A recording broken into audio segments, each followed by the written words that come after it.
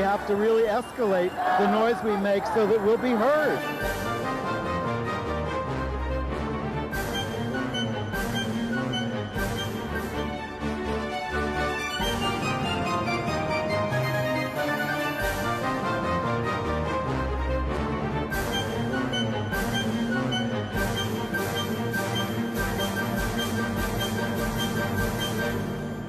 Welcome to Gay USA. I'm Andy Hum, and I got a haircut.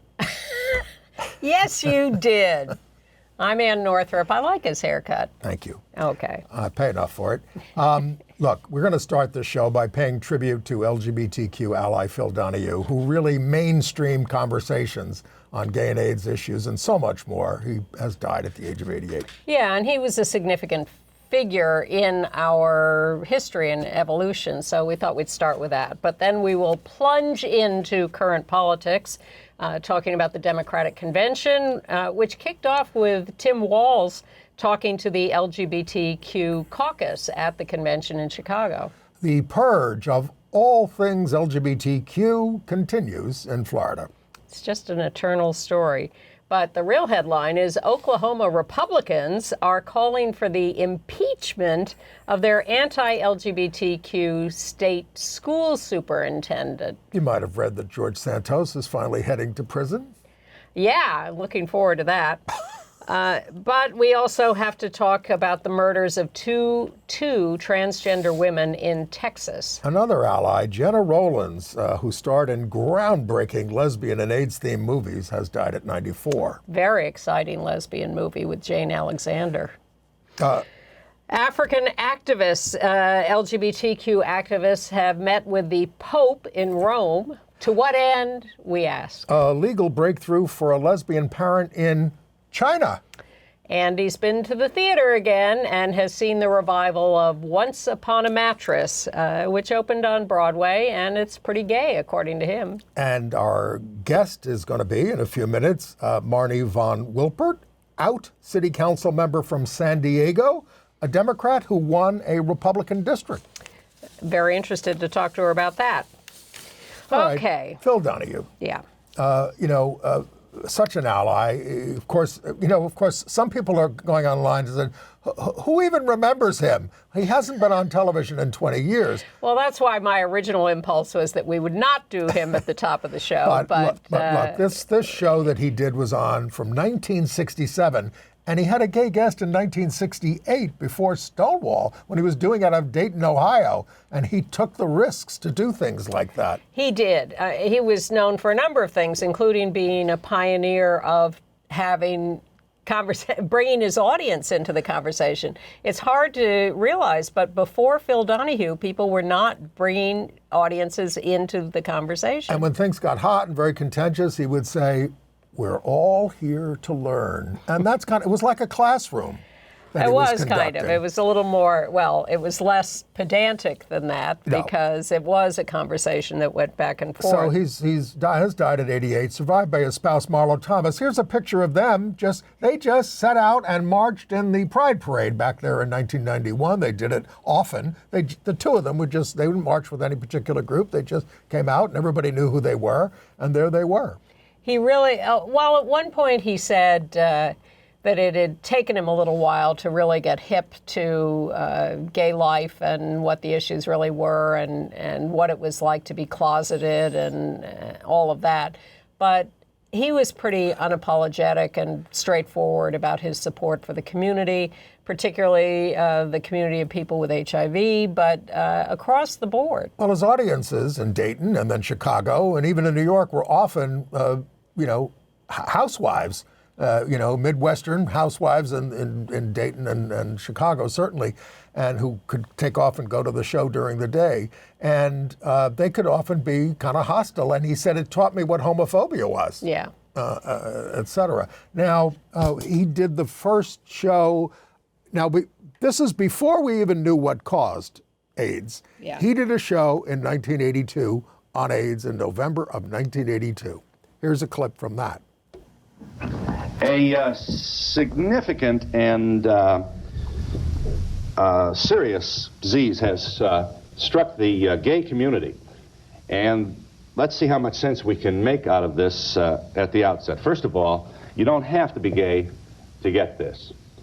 But most of those who are afflicted are members of the gay community, and an alarming percentage of those who are afflicted live in the New York City area. Although, again, our guest wants you to know that it is not exclusive to New York City. And as with so many things in medicine, researchers and lots of people who are working overtime trying to figure this thing out there's a lot of mystery attending it, and we really don't know all the answers. But we do have a good deal of tragedy that has already hit. Larry Kramer is here. Mr. Kramer is a screenwriter, producer of the film Women in Love and lots of other things. And he has, have you lost 17 friends? That's right, Phil. 17 of your friends have died.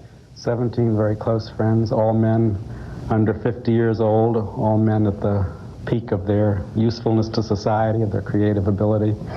This is over a 2-year period. My 17th friend died 2 weeks ago. And Larry didn't even know he had HIV at that point because we didn't know what caused it. And this was 1982. We had seen people get sick and die in the late 70s, but it wasn't until 1981 that this was first identified as a particular syndrome or issue, and we started investigating it. And the New York Times wasn't covering it in 1982. The mainstream CBS, ABC, all those things, they weren't covering it. It was and Phil Donahue picked it up. And, he did, and he went on to do a lot of shows on LGBTQ and AIDS issues, including one in 1990 he had a whole panel of ACT UP, and you may recognize the woman there towards the right of the screen. Oh, if only I could go back to Well, that's Larry days. Kramer and Mark Harrington, Peter Staley, me, and Robert Garcia. Yes. Larry and Robert have since died. Mark and Peter and I are still around. This was shortly after the St. Patrick's Cathedral action and arrest, so he brought us on to talk about that to a somewhat hostile audience, but everyone was hostile to us at that point. Well, one of the audience members said, I would support you, but not this way if you would just demonstrate outside. And there were a lot of us outside demonstrating too. And Peter Staley said, if we had just demonstrated outside, you would never have heard of us. It's true. Now, I did a second show with Donahue that was a little less admirable. He and his staff had decided they wanted to do bisexuals versus gays because they hate each other and they're fighting with each other. And they called me up because, once these shows get a Rolodex, they call the same people over and over. And they called me up and asked me to do this. And I said, what are you talking about? I don't hate bisexuals. And they said, no, there's this big fight. And I said, well, I'm not going to say that because that's not how I feel. And they said, no, we want you. I said, what? And so they insisted on doing it. I knew the people who were coming on the show who were bisexual. We all met beforehand and talked about how we were going to handle this. And we get on the show, and Phil says, so, Ann, you must hate bisexuals. No, he didn't say that. He did. And, I'm paraphrasing. Thank you. And I said, no, I don't. And he was so upset. He was really disappointed that we were not having the fight. Look, he did a show on the Harvey Milk School when it opened in '87. He covered a gay couple going to the high school prom in 1980. He let his, Midwestern audience speak their minds, on these things. And as he cross-dressed on a show. Did he? Yes. And, one of the things I always picked up as line, when they get particularly hostile, like to a gay man, he'd say, you want this guy to marry your sister? Is that what you want? You want him to go back in the closet and marry your sister? That was a great line. Stonewall participant Mark Siegel did the show in '74. It goes on and on and on. His most frequent guests were Ralph Nader, consumer advocate, Jesse Jackson, and Gloria Steinem. And evidently Larry Kramer too. Yes. He did all those shows. And he came, and to finish it off, he came back to TV briefly in 2002 to do an MSNBC show. It was the highest rated show, but it was at the height of the Iraq War, and he was anti-war. And General Electric, that owned NBC, they didn't like him being anti-war. Everybody else, all the other networks were cheerleading for the war, and they canceled him. Yeah. He also rejected his Catholicism along the way because he never completely gave it up, but he would always critical, certainly. He would always talk about, and let's not forget the sin of homophobia from the Catholic Church. Yeah. So and of course he became a board member, a very active board member of Gay Men's Health Crisis. So he came along at a time where he was very influential in the evolution of the LGBTQ movement and the fight against HIV, and he was a major factor in all of that. So you may be too young to remember, but he was a great milepost along the way. Absolutely. Okay. And now let's get to contemporary issues with the Democratic Convention in Chicago. It seems to be very pro-LGBTQ. Completely. Well, the first thing that I saw from the convention, they have the caucus meetings, they have the LGBTQ Caucus, and who pops in, I'm live streaming it, who pops into the meeting but Tim Walz? What I'm hearing when I'm out there with folks is, this campaign isn't just about voting against those guys, it's voting for a better future. It's voting for a kindness. And I got the opportunity to be around this incredible leader in Kamala Harris and watch how she acts. When we stopped in Pennsylvania yesterday, spontaneously, lots of supporters with handwritten signs. My favorite one, I'm just going to copy this, my favorite one is mind your own damn business is out there, so just do that. But she looked, and there was a small group of folks who obviously weren't with us. You can always tell by their hats, they let us know. Always tell by individual thinkers, couldn't tell. But the first thing she turned and said to me was, she says, we're in this to fight for their families as much as those on the other side of the street. That's what this is about. There's a place for everybody. And I keep talking about this, the expansion of rights to everyone that this group has fought for. These guys seem to think it's like pie. Like, oh, we cut the pie, I get a smaller piece. Rights don't work like pie. There's enough for everybody. There's enough for everybody to have rights. And you know what? These are ideas that overwhelmingly are supported by the American public. These are ideas feeding our kids, a decent society where everyone has a say, where we respect people's rights. We talk about freedom in this party. The vice president talks about freedom to make your own healthcare decisions, freedom to love who you want to love, freedom to read the books you want to read. You heard me say this. I didn't call those guys weird. I said their ideas are weird, and they got really weird ideas. Because here's the thing. Nobody's asking for this crap. Nobody's asking for it. Nobody's sitting around, we need to make insulin more expensive. Nobody's saying that. And they're sure the hell not sitting in a bar in Western Pennsylvania saying, we need to ban Orwell's Animal Farm. That's what we need to do. Nobody's saying that. What they're saying is, let's make healthcare more affordable. Let's make childcare more affordable. Let's make sure that people are free to live their lives as they choose, and we mind our own damn business and just keep investing. That's all we need to do. So here's the real thing. Well, I hope so. We're taping on Wednesday afternoon, per usual, and I'm looking forward to seeing what he says tonight at the convention. I think maybe we should introduce our guest. I think so. Oh, my God, we have a guest. I've known Marni von Wilpert for a very long time. Her mother and I, full transparency, were very close friends in high school, still are. And so I'm thrilled to have Marni here because Marni, it turns out, is an openly bisexual, oh my God, city council member in San Diego, elected as a Democrat twice over now in a very red district. So we're delighted to have Marni here to talk about what's going on in politics these days and how you deal with these issues on a local level. And I guess I should ask, since, Tim Walz is somebody who won a conservative district to get into Congress, how'd you do it in San Diego? Well, one, thank you for having me. I've been a huge fan of Gay USA since growing up, with my mom being best friends with Ann. Probably forced to be a fan of Gay USA. Yeah, and it's been an incredible honor to get to be an elected official in my hometown. My parents still live in the house that I grew up in. And I've seen my hometown evolve over the years. San Diego has traditionally been a very conservative place, but now we have our first openly gay mayor, and we have an all-Democratic city council right now. We just celebrated Pride in San Diego. You know, we do our Pride in July every year. Everyone else does it in June.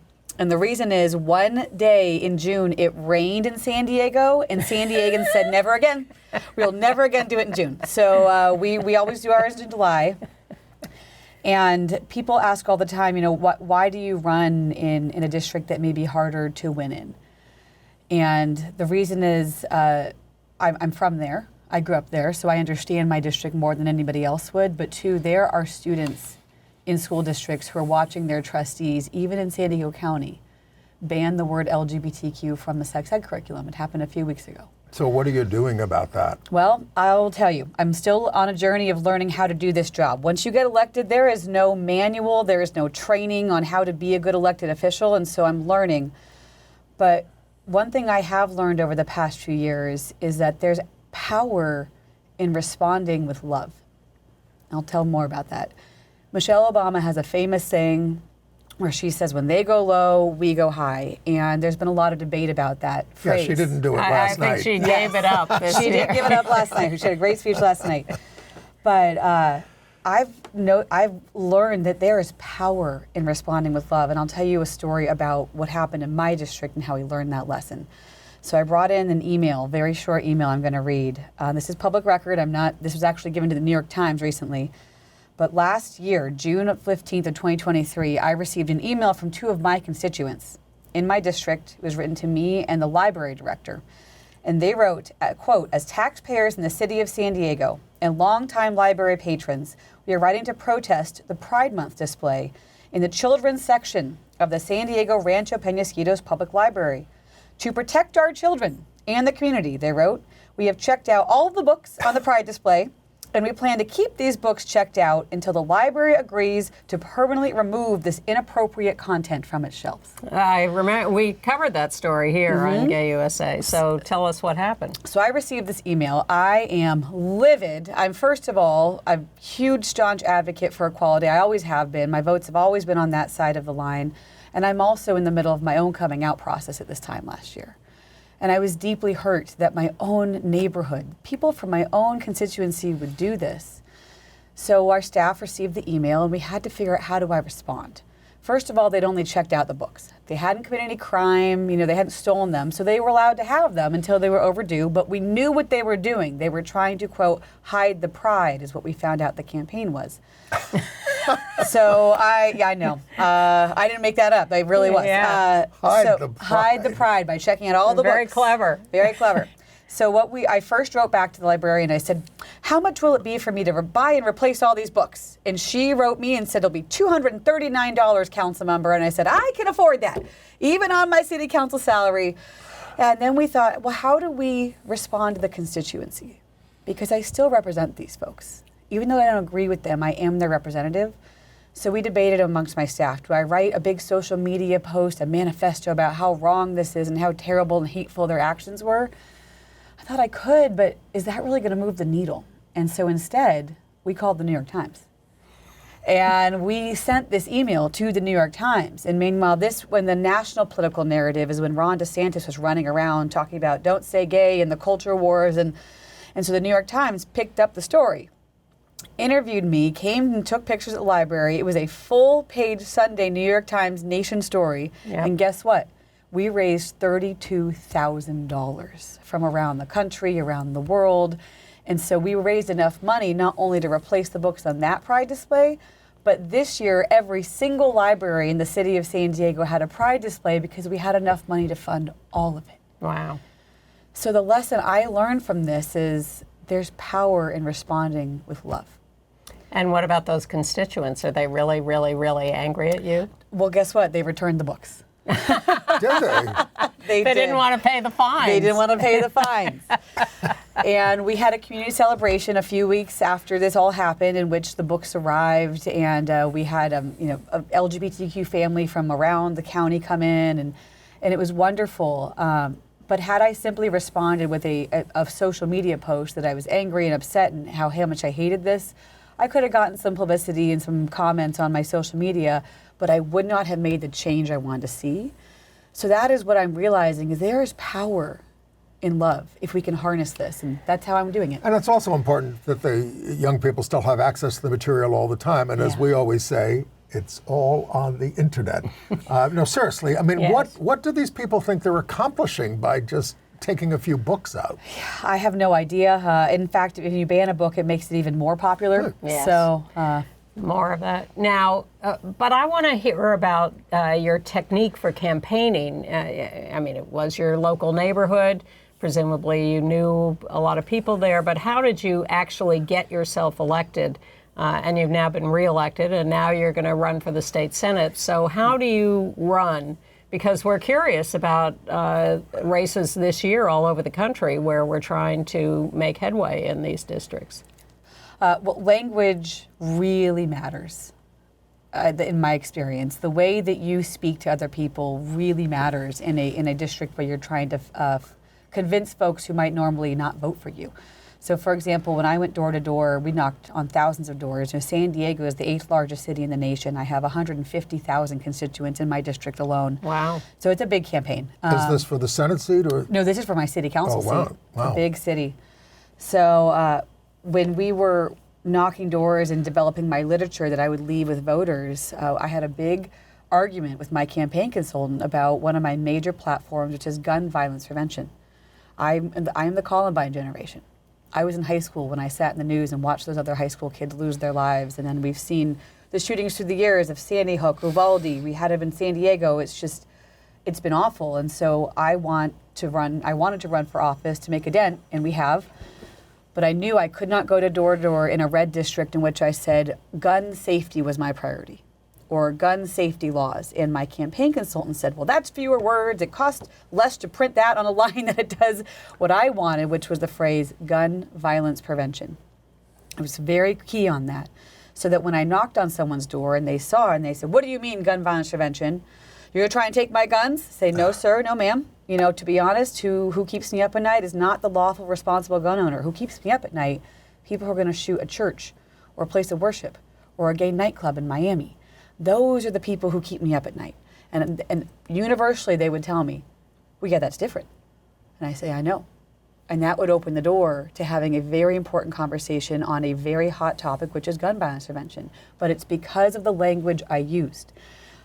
Similarly, I was a civil rights lawyer in Mississippi for years before I moved home to San Diego. And you entered the Peace Corps out of college. You went to Botswana to work on HIV/AIDS issues there. I did. You came back and went to law school and then founded a legal clinic in Mississippi connected with an AIDS organization. Yes, I was helping represent people who had HIV and AIDS in Mississippi who faced discrimination in housing, access to health care, employment.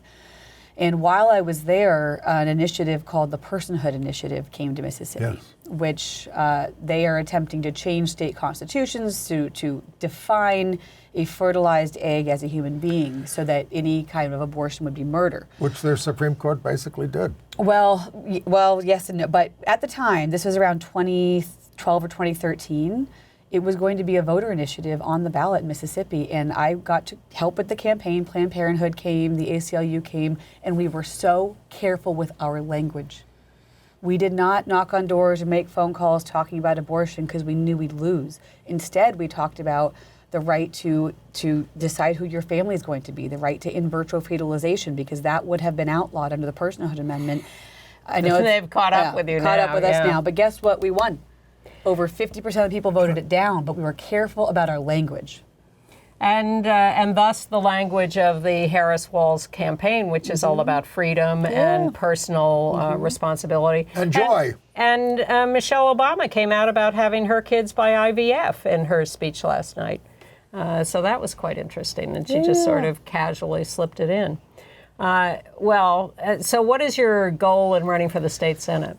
Yes, so the state Senate, it's going to be a big race in California. It's actually bigger than a congressional district. It's about 1 million people. And I am once again running in a pretty purple area. But the school district I mentioned earlier, which voted to ban the phrase LGBTQ from the sex ed curriculum, one of the trustees said to the local paper, He did that so it could be, quote, more palatable for the general community. This is a part of California that I would represent near San Diego. Okay. And right now they are represented by the Republican minority leader in the state Senate. He is not standing up for those students' rights. And he'll be termed out. It's an open seat. And I believe there are a lot of people who want better representation up in Sacramento. So that's one of the reasons I'm running. I'm very also excited about climate change and making sure we take care of our planet for the next generation, that we promote a government where everyone feels respected and loved and dignified. And those are some of the things I'm going to work on. Well, you got a big job ahead of you, but Yes. we're thrilled that you're doing it. Thank you. How do people get in touch with your campaign? Do you have a website? I do, yes. It's www.Marni for San Diego, MARNIFOR, San Diego.com.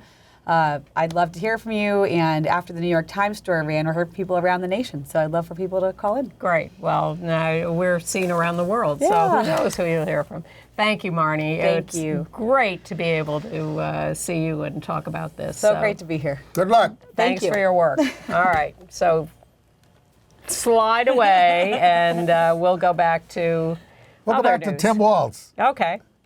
Well, I mean, and apropos of sort of what we were talking about, when we already told you that when Tim ran for Congress, he came out for same-sex marriage, even though it was a conservative district. Right. But the gay student who, got him to start got actually the wife to help him start the Gay Straight Alliance in the school back in the 90s, tried to talk him out of it. Tim, don't do that. You'll lose. We need you in the Congress, he said. So he said, this is who I am. I want to be authentic, and I want to be able to look my... His voice is more gentle than that. I want to be able to look my gay students in the eye. That's what he said. Well, by the time you see this will have happened. But I heard this morning, that he's going to be introduced at the convention for his speech tonight by his ex-students. Oh. And I'm sure that some of them will be the gay students. Jacob Reitan. Yeah.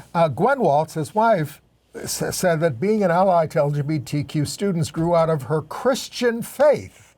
She believes that her God, quote, creates people the way they are supposed to be, whether that is gay or straight. Well, now that you've mentioned God, I think we should get into another group that is supporting, the Harris Waltz people have been brilliant about creating these constituencies for the ticket.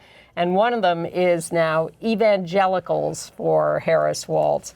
And they have a little, a quite provocative little video that they put together. 30 seconds. You've been to the cross and said, Lord, I have sinned. I'm sorry for my sin. I'm willing to change my way of life. Have you ever asked God for forgiveness? That's a tough question.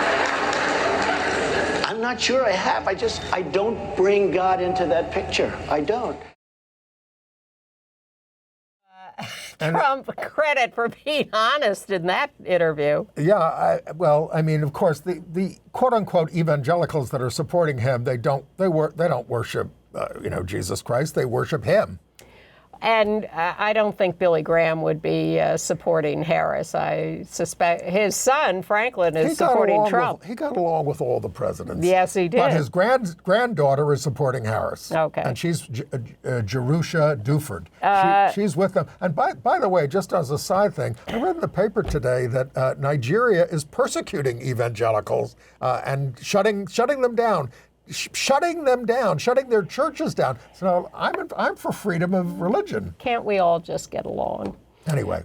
There is a group, Trans Folks for Harris. They held one of these calls the other night. 1,000 people on the call raised some money for them. Yeah, they had 200,000 on the evangelical thing, but I'm happy to see that the Harris campaign has assembled hundreds of lawyers across the country to counter the planned aggressive Republican efforts to challenge the votes in the election results. Well, I keep seeing this guy, Mark Elias, on MSNBC, who talks about he's the one who brought the 62 lawsuits against Trump, or beat Trump's 62 lawsuits for election interference.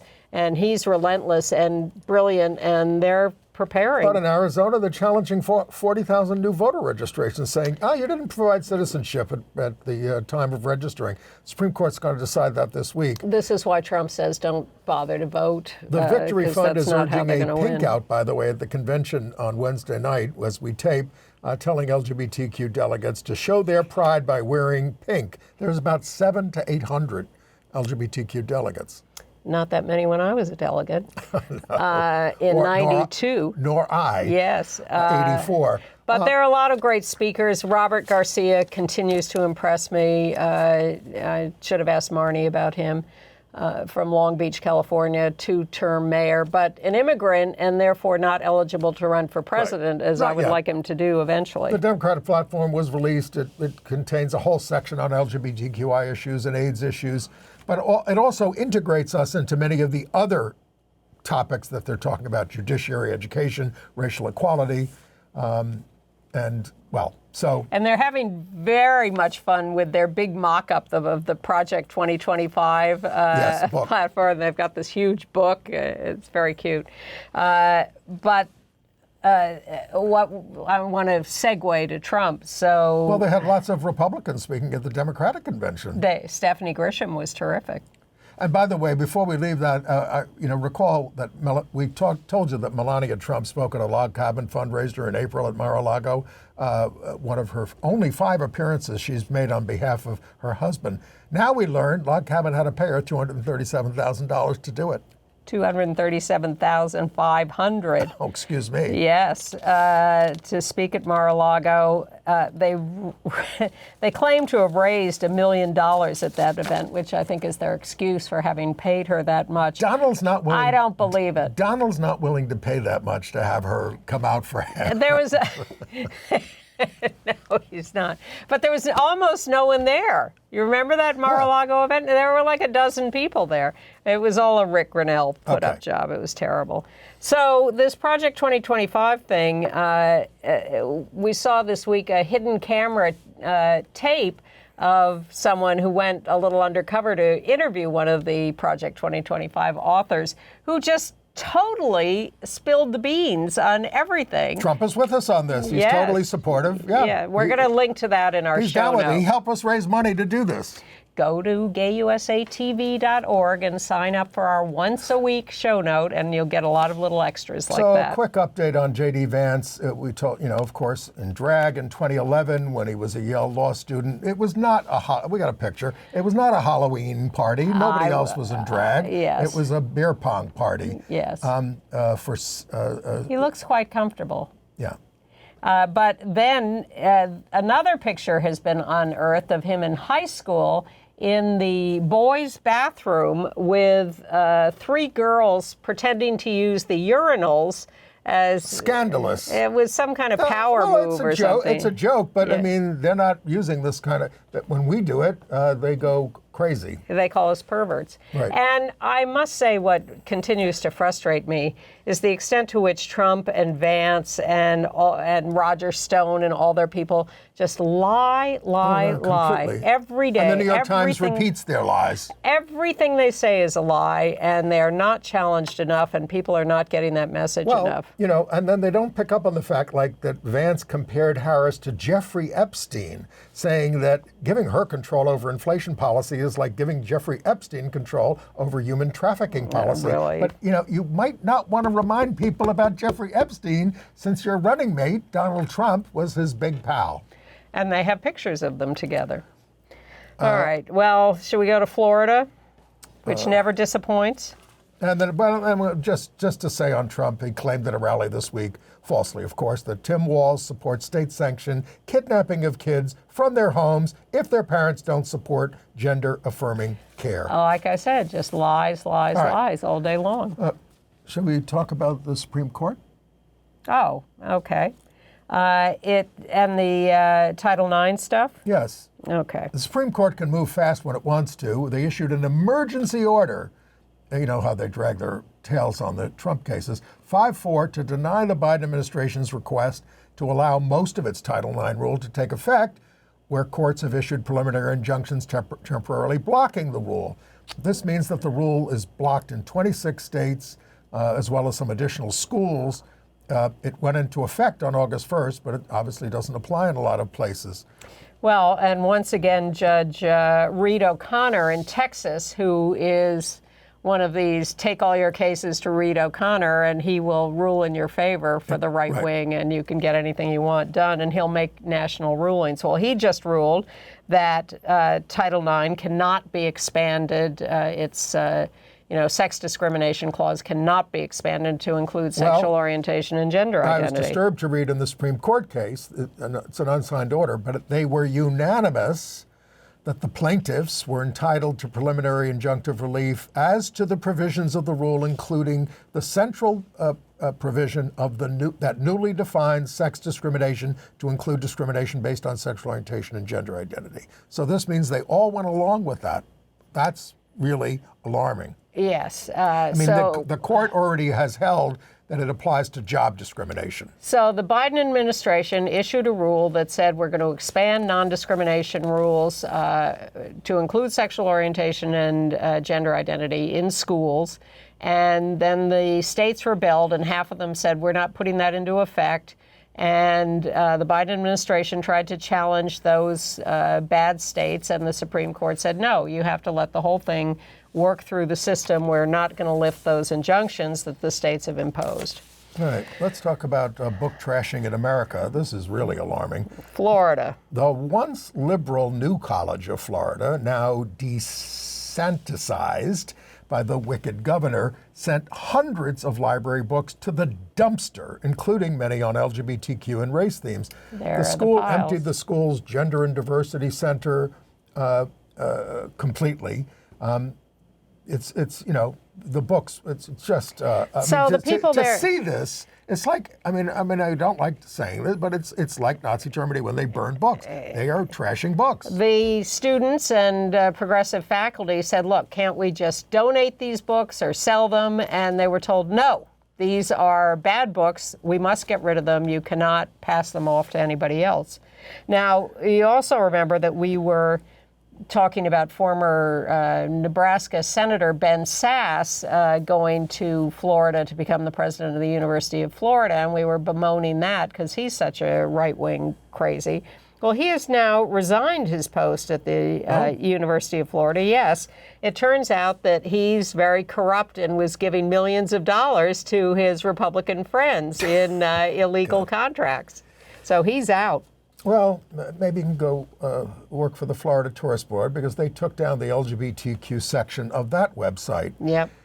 And then also in Florida, out trans Ashley Brundage, 44, a DEI educator and former bank executive. She won the Democratic primary trans to represent Tampa.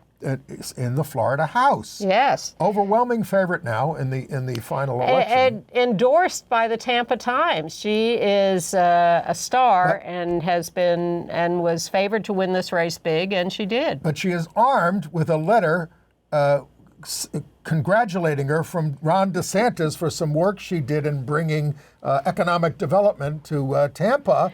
And he said, when he was finally courted on this, if I'd known she was trans, I never would have sent that letter. What could there be a lower form of human life? I know Marni is urging us to be more loving, but it's very hard in the case of Ron DeSantis. I think she'll forgive us on this. We'll see. DeSantis just totally disavowed his praise of her. But she is going to the Florida State House, we think.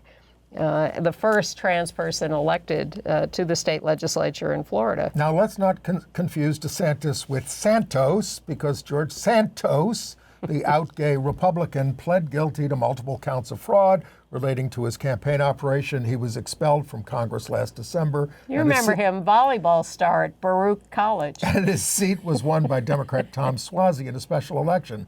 The plea, there he is coming out of court. He's not looking very good. He was weeping. The plea ensures he will face at least 2 years in prison and agreed to pay $375,000 in restitution. That's a lot of cameo videos. And a judge also just threw out his case against Jimmy Kimmel. Well, he was he was a real pathological liar. It's stunning that they finally pinned him down enough to get him to tell the truth about what he'd done. Even the Republican Party was embarrassed by him. Well, they did throw him out of Congress. Yes, they were. All right. In Missouri, they have changed their rules on changing gender identity. You used to be able to present a doctor's note and change your gender on your driver's license. No more. Now you need proof of surgery or a court order to be able to change your gender on your driver's license. And this was just done by an agency, not by law. I am hopeful, tell me if I am being naive, that we will get rid of Josh Hawley in the Senate with this guy. That would be remarkable. Runz, yeah. But, we're so tribal in this country, that would be, it sounds yes, like a bridge and Missouri's too far. a very hard get. But good guy running against him. Very good guy and a very decorated veteran and smart guy, and Hawley has been humiliated at Hawley this is point. nervous. He went up to this guy. I apologize for not remembering his name. Maybe I'll get Runz, R-U-N-C-E. Right. Say no. I think it's Kunz. Kunz. I think Runz is the guy in Minnesota. Whatever. But anyway, but Hawley went up to him at the state fair and said, "When are you going to debate me? When are you going to debate me?" And the guy's like, "Whoa, take it easy. What are you nervous?" What's wrong with you, Josh? I'm happy to debate you. I've invited you to debate. So that's one of the ones where I am naively hopeful that we might make progress in the Senate. In Kansas, a woman who worked for the state highway patrol was fired after she came out as transgender in 2022. She just won a $50,000 settlement signed by Governor Laura Kelly and 8 leaders of the Republican-controlled legislature. In New Hampshire, 2 families of trans teens are challenging the law that Governor Sununu just signed that banned trans girls in school sports. And as that case progresses, a judge has said that one of these girls can play soccer. There she is. So good for you. In Oklahoma, wait for it, 8 House Republicans are calling for an impeachment investigation of the state's virulently anti-LGBTQ superintendent of public instruction. We got a picture. What's that? I got a picture. Oh, okay. Got a picture of him there. Ryan Walters. Ryan Walters. For all kinds of corruption, not following policy, bad role. He's a terrible role model for kids. In St. Paul, Minnesota, a sperm donor, Chris Edrington, sued for paternity rights. He had provided sperm to a lesbian couple. The women had agreed to an open family situation where the child would know their father and there would be visitation, but he wanted to have full custody of the child. And the court has said, no, the women have the right to decide what goes on with this child. It's their child. In Colorado, back on July 17th, I think we told you about this, a guy named John Clark, 28, arrested for threatening to shoot up Steamboat Springs nightclub, Schmiggity's, because they were hosting a drag show. So drag artists there are not cowed. They planned an even bigger drag show for tonight when we're taping, August 21st, including a performer from Club Q, where 5 people were murdered by an anti-LGBTQ shooter. The show at Schmiggity's is providing enhanced security measures. And this Saturday in Washington, D.C. will be the 5th annual National Trans Visibility March. So if you're in that area, you might want to participate in that. Because we're still dealing with almost weekly the murders of trans people. There were 2 in Texas this week. Trans Dylan Gurley, 20, murdered in Denton, Texas, killed inside a home brutally. Blunt instruments and sharp, all this kind of stuff. And strangled. Yes. She was born in Arlington, Texas. Unhoused, but very much loved by her family, who, I am impressed as we go along with how much these trans people who are the subjects of violence are in fact supported by their families. Sure. Years ago, when we would tell these stories, they were often people who had been rejected by their families. But more and more we're hearing friends and family who are heartbroken by these. Rejected by the Republican Party. I mean, and I mean that in the sense that they're the ones who are whipping up all this hysteria over trans people. In Houston, trans woman Vanity Williams, 34 years old, shot dead. They have arrested a suspect. There was a quote attached to this. I think it was from her. I'm not entirely sure. I don't fear death. I fear injustice. She was an Air Force veteran, recently began nursing school. Yeah. All right. Now, we also lost a great supporter of the community and just a brilliant, wonderful actress, Gena Rowlands, who died at 95. She, in 1978, this is from, was it a TV movie, I think? TV movie of the week, very highly rated. It was called A Question of Love, about a custody case. She played a mom whose husband found out she was a lesbian, with Jane Alexander in this case, and went after the kid. It was 1978, it was. Heartbreaking story. It was. They were a lovely couple. And then in 1985, she played the mom of a gay son, played by Aidan Quinn there on the right, who has AIDS, an early frost. Wasn't that the first AIDS first movie? TV movie to look at AIDS, with Ben Gazzara there as her homophobic husband. Oh, he comes around in the end. Courageous work, but par for the course for her. I watched Opening Night, one of her highly regarded Cassavetes movies, which is a little tough to take. And Woman Under the Influence. Yes, so many. She was really brilliant and wonderful. Peter Marshall died. You might remember him from the original host of the Hollywood Squares. He died at 98. Not gay himself, but he presided over a lot of gay humor as the host of that show, starting in 1966, mostly from Paul Lynde and Charles Nelson Riley. He was an accomplished actor. He starred in La Cage aux Folles as Georges in The Road Company, and then played it for a year on Broadway. Yes, everybody was on that show, including George C. Scott. Really? Yes. I can't imagine. I read deeper into these obits than you do. I can't imagine. George Well, neither C. could I, Scott but on the Hollywood Squares. Well, the guy who wouldn't pick up his Oscar or rejected it. Yeah, well. For Patton. Yeah. All right, international news? Yeah, okay, yes. The Bulgarian Assembly has passed a law banning any mention of LGBTQ lives in schools. This is a European Union nation. Imani Khalif, the Olympian boxer from Algeria, whose gender was questioned, is suing J.K. Rowling and Elon Musk for criminal cyber moral harassment. And they're looking into naming Donald Trump in the suit. She's a woman. Yes. It's on her birth certificate. That's all the right wing usually cares about. Yep. Pope Francis continues to what a guy. Blow hot and cold, but he just met with Ugandan LGBTQ activist Claire Bayarugaba. She kissed him on both cheeks, both smiling broadly there. The Pope denounced Uganda's draconian anti-homosexuality act, the Kill the Gays law. And violence against LGBTQ people, he said, was unacceptable. She is the DEI officer for a group called Chapter 4 in Uganda. And then he met with the Ghanaian gay activist Ebenezer Piga, where a Kill the Gays bill is pending. He said, Francis encouraged us to keep fighting for your rights. Piga's director of something called Rightify Ghana. Now, Holy Father, all you have to do is get rid of the anti-gay policies in your church.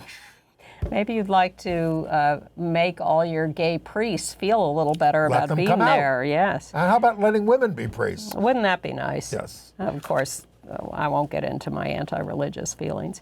In China, a lesbian couple had a boy and a girl by IVF. They used the eggs of one of the women, and then each of them carried one of the kids. And then they separated. So the one whose eggs were not used is suing for joint custody. Yeah, I should say they're estranged. They can't divorce in China because it's not recognized. Right. So, yes. They were married in America. Yes. The court now, in what's being regarded as a big victory, the court is allowing visitation by the non-egg producing member of the couple.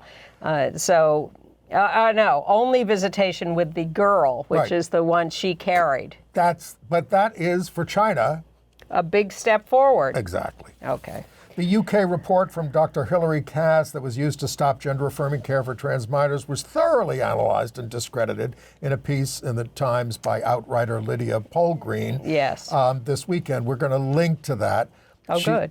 She says Cass held treatments for trans people to standards that no other medical treatment is held to, and that she also had no expertise in the field. That too. New scare headlines about Mpox in Africa, a new variant of the virus. The World Health Organization has declared a global health emergency because it is killing people, thousands of people in Africa, starting in the Congo, but spreading beyond. Infected, and hundreds have died so far. This is a more virulent strain. And somebody in the West, somebody in Sweden got it, but he had been visiting. And the Philippines. There's a case in the Philippines, so they had too. been visiting Africa, at least in the cases that I read I don't about. know the origin of the Philippines case.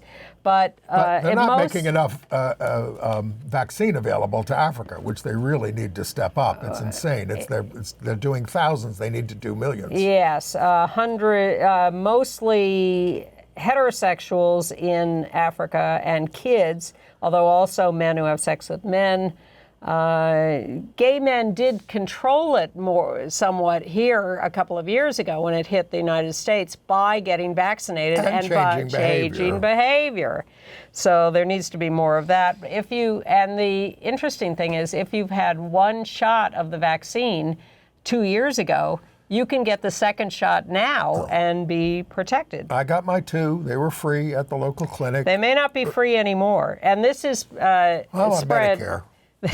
Vaccines are free. Not to everybody.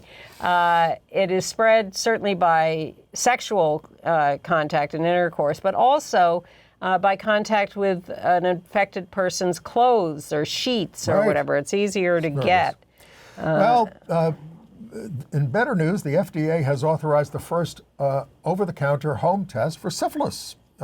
Get your results in 15 minutes on current or past infections. And if you're casual about it, you should know that it can damage your heart or brain. It can cause blindness, deafness, and paralysis. So and it's up 80% since 2018. Don't take it lightly.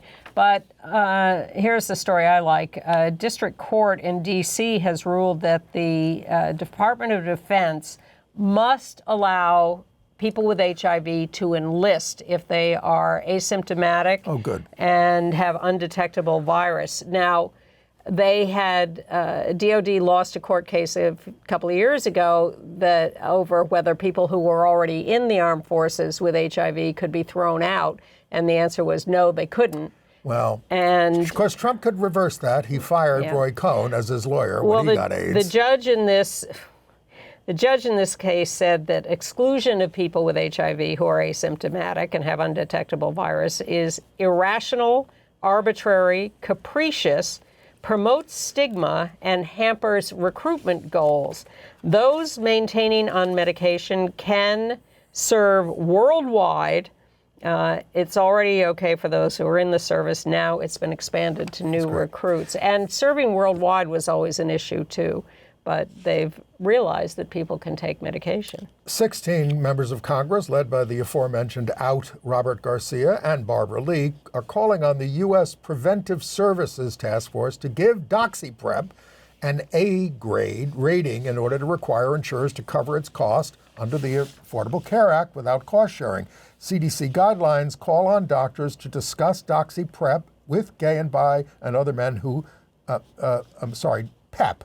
This is PEP, DoxyPrep. Post-exposure. Post-exposure. You have a exposure, you take this right away. It's basically an antibiotic that can be taken right after sex to prevent syphilis, gonorrhea, and chlamydia. It does not protect against HIV, Mpox, or other viral infections. That's a separate drug. And San Francisco health authorities say DoxyPrep is working there against syphilis and chlamydia, which are trending down. It's a harder row against gonorrhea, which has a lot of resistance.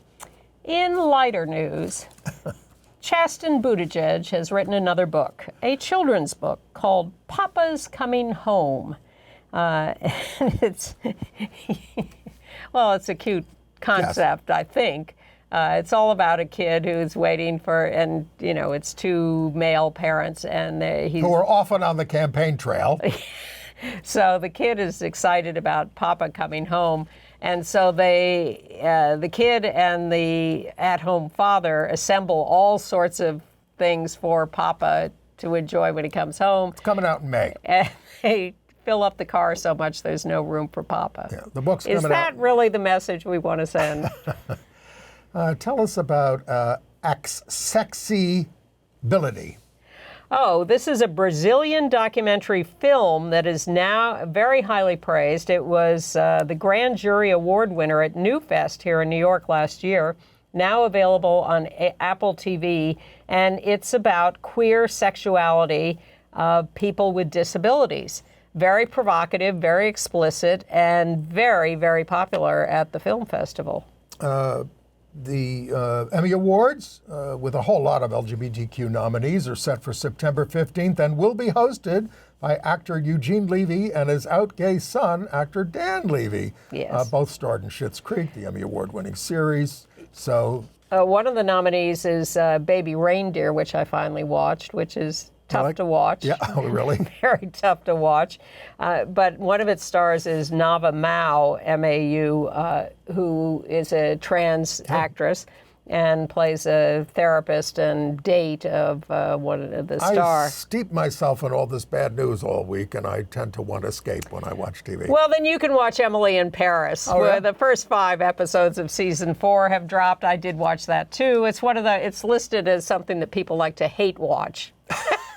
Because everyone hates Emily, but the costumes are quite amazing. And Paris is Jeremy amazing. O. Scott, the slave play author, is an occasional character in the show as a fashion designer, very over the top. He's cute. We told you about Joaquin Phoenix dropping out of Todd Haynes' gay romance movie 5 days before shooting. He now may face lawsuits over that.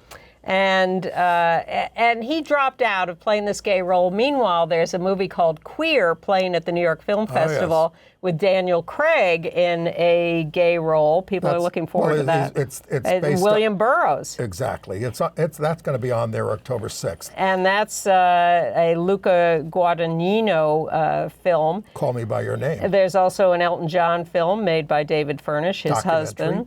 Elton John, Never Too Late. And Emilia Perez, the big winner at Cannes, Best Actress to Zoe Saldana, Selena Gomez, and the trans actress with them. They all won it, and that was a huge hit at Cannes. Too late for most of you, but it'll be in our email. The Swan Galleries is having an auction of LGBTQ art, material, culture, and history. August 22nd, Thursday. I know it's too late for many, but for those seeing it before, go to swangalleries.com and check out the lots.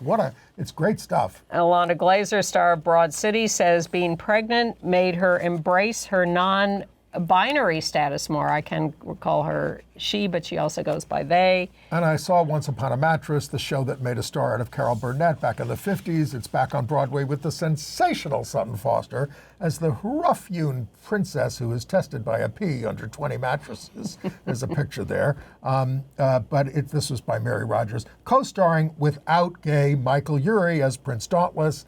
And it's, we're out of time. It's fun. See you next week.